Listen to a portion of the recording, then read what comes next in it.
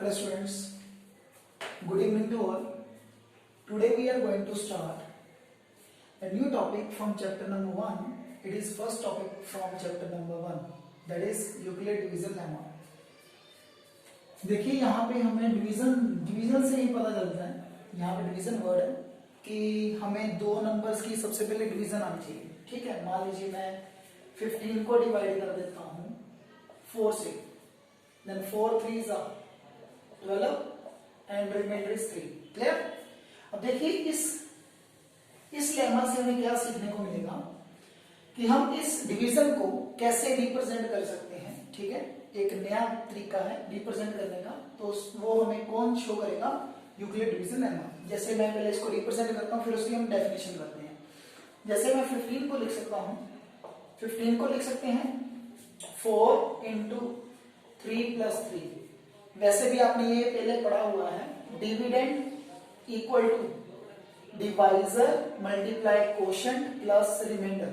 Dividend equal to divisor multiply quotient plus remainder. ठीक है, clear? तो ये हमारे पास क्या है?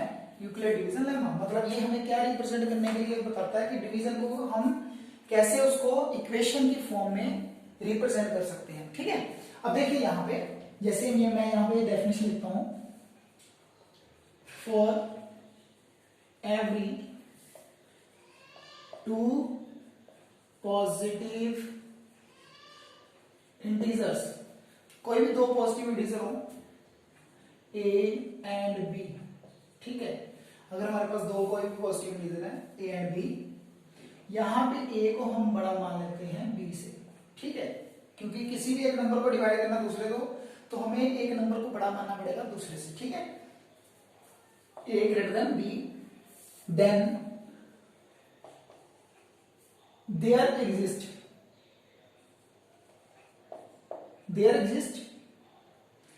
q and r such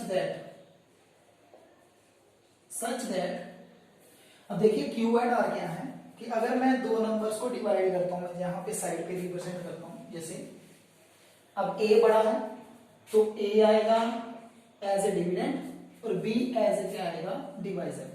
जब भी आप दो नंबर को डिवाइड करोगे तो हमारे पास एक क्वोशिएंट बचेगा और दूसरा आएगा रिमाइंडर. कोई ना कोई एक क्वोशिएंट बचेगा, कोई ना कोई एक नंबर रिमाइंडर में आएगा. ठीक है, तो यहाँ पे q for quotient, r for remainder. Such that mean उसमें कंडीशन क्या होल्ड करती है? अभी मैंने आपको बताया था, डिविडेंड कौन सा है? a equal to divisor multiply quotient plus remainder.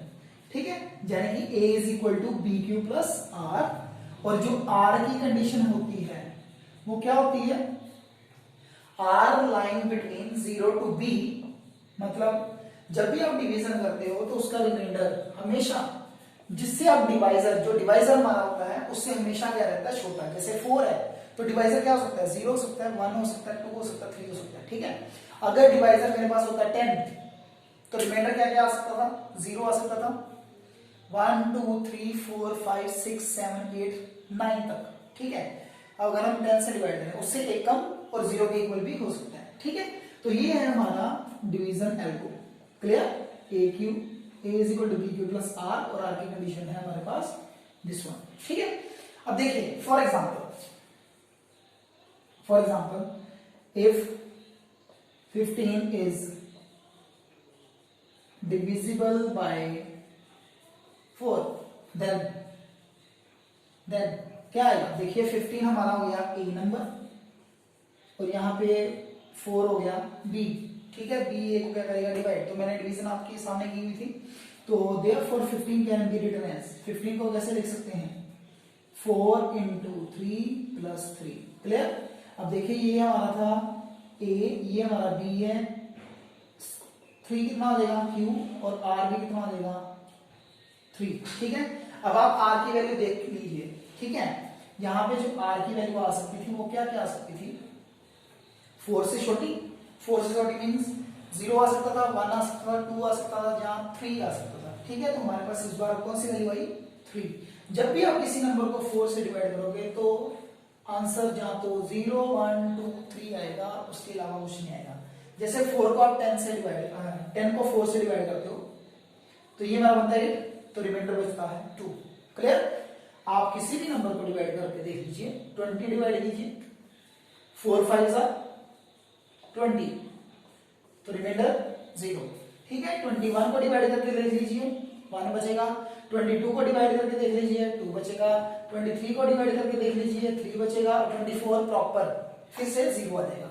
ठीक है जी, तो ये था हमारा यूक्लिड डिवीजन लेम्मा। क्लियर? देखिए इससे रिलेटेड फर्स्ट सम और एग्जांपल भी हम बोल सकते हैं कि फर्स्ट एग्जांपल करने लगे हैं। इसकी फर्स्ट एप्लीकेशन जैसे हमारे पास है, find HCF of 420 and 272 by Euclid division lemma. शायद आपने छोटी क्लासेस में भी किया हो, बट उसी में से करना है। बट यूक्लिड डिवीजन लेम्मा में आपने डिवीजन शो नहीं करनी, ठीक है, सिंपली उसको इक्वेशन की फॉर्म में रिप्रेजेंट करना है। ठीक है, तो उसके लिए हमें डिवीजन तो करनी ही पड़ेगी, आप करके देख सकते हो साइड में। तो आप साइड पे रफ वर्क में डिवीजन कर लीजिए। जैसे 420 है और 272, सबसे पहले आपने ये चीज चेक करनी है कि जो इसमें से बड़ा नंबर कौन सा है। 420 इज ग्रेटर देन 272, यानी कि ये हमारे पास बन गया A और ये हमारा बन गया B। ठीक है, अब आपको पता है A को किससे डिवाइड करना है, B से। क्लियर? तो क्लियरली आप देखिए, इसको 1 से डिवाइड करना पड़ेगा, 2 के टेबल पे बड़ा नंबर बन जाएगा, तो ये बन जाएगा आपके पास 272। क्लियर? देन रिमाइंडर इज 10 में से 2 गया 8, 11 में से 7 गए 4, एंड यहां पे 3 बचेगा, 3 में से 2 गया 1। क्लियर? तो मैं इसको रिप्रेजेंट कर सकता हूं, फर्स्ट स्टेप जो है उसको, फर्स्ट स्टेप को क्या रिप्रेजेंट कर सकते हैं, 420 is equal to 272 into 1 plus 148। ठीक है, फिर से वही बात, क्या बात है, dividend equal to divisor multiply quotient plus remainder. Clear? अब आपने हर जगह पे यहां पे आके चेक करना है कि क्या रिमाइंडर 0 है या नहीं है। अगर रिमाइंडर 0 बन जाए तो डिवाइजर क्या बन जाएगा, HCF। डिवाइजर क्या बन जाएगा, HCF, बट यहां पे रिमाइंडर 0 नहीं है। ठीक है, अब नेक्स्ट क्या करना है, नेक्स्ट स्टेप में क्या करना है, जो रिमाइंडर है उसको एज ए डिवाइजर मान लेना है, उसको एज ए क्या मान लेना है, डिवाइजर। और जो पिछले वाला डिवाइजर था वो आपका बन जाएगा डिविडेंड। वो क्या बन जाएगा, डिविडेंड। अब दोनों केसेस में देखिए 272 ग्रेटर है किससे, 148 से, फिर से वही स्टेप डिवीजन वाला। तो अगेन विद 1, क्योंकि 2 से मल्टीप्लाई करें नियर अबाउट 96 बन जाएगा, 296 तो वो बड़ा हो जाएगा, फिर से 148। 12 में से 8 जाएंगे तो 4 आ जाएगा, 6 में से 4 जाएंगे 2 आ जाएगा, 1 आ जाएगा। ठीक है, अब इसको आप फिर से रिप्रेजेंट कर लोगे इक्वेशन की फॉर्म में। कैसे लिखोगे, कैसे लिखोगे, 272 is equal to 148 into 1 plus 124। Again check the remainder, remainder फिर से क्या है, नॉट इक्वल टू 0, यानी कि इसमें रिमाइंडर कितना है 124, पहले वाले में था 148। Clear? Again next step, next step फिर से वही 124 को डिवाइड कर देना है 148 से, 1 से जाएगा 124 4 2। ठीक है जी, तो इस केस में आप फिर से लिख लीजिए, ये फर्स्ट स्टेप हमने किया है, ये हमारा सेकंड स्टेप आया है, इस बार हमारा आ जाएगा थर्ड स्टेप। तो थर्ड स्टेप में 148 ग्रेटर से 124 से, तो क्या लिख सकते हैं इसको, 148 is equal to 124 into 1 plus 24। Again remainder not equal to 0। ठीक है, अगर ये 0 नहीं बना, आगे फिर से स्टेप आ जाएगा। स्टेप क्या आएगा, 24 को डिवाइड करना है, 124 को डिवाइड करना है 24 से, अगेन विद 5। अब 5 के टेबल लिख लीजिए, तो ये आपका बन जाएगा 120, रिमाइंडर इज 4।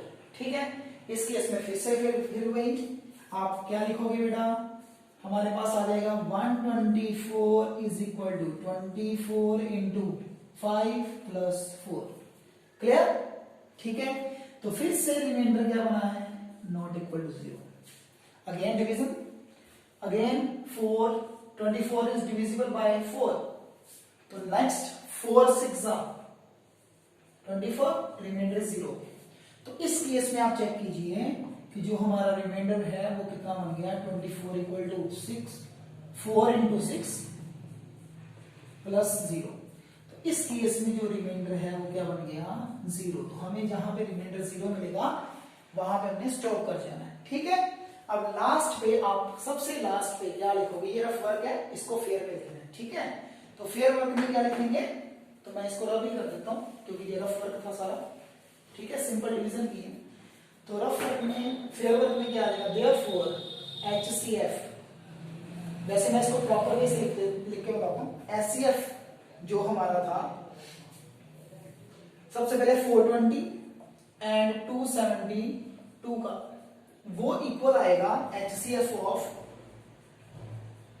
272 एंड 148। अब वो किसके इक्वल आ जाएगा, HCF ऑफ 148 एंड 124।